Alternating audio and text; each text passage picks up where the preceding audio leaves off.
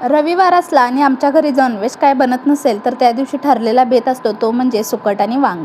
एकदम साधी सोपी रेसिपी आहे आणि टेस्टीसुद्धा आहे. तर त्यासाठी इथं मी सुकट घेतलेलं आहे आणि स्वच्छ करून घेतलेलं आहे. पहिला तर स्वच्छ करून घ्यायचं, त्याच्यानंतर एका कढईमध्ये मस्त असं भाजून घ्यायचं, थोडंसंच भाजून घ्यायचं आहे आपल्याला.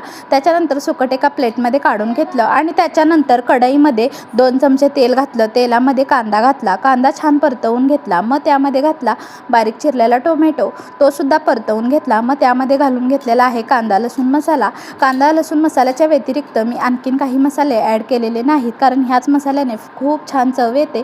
थोडीशी हळद घातली, छान मसाले परतवून घेतले आणि मग त्याच्यानंतर आपण हे सुकट जे भाजून घेतलं होतं ते देखील घालून घ्यायचं आहे आणि मग छान असं परतवून घ्यायचं. थोडंसं पाणी घालायचं आणि 5 मिनटासाठी छान असं शिजवून घ्यायचं. 5 मिनटानंतर छान असं शिजवून घेतल्यानंतर मग त्यामध्ये वांगी घालून द्यायची. मस्त अशी बारीक चिरलेली 2 वांगी घालून घेतली आणि छान परतवून घेतलं आणि थोडंसं पाणी घालून एक झाकण लावून 5 मिनटासाठी शिजत ठेवून दिलं.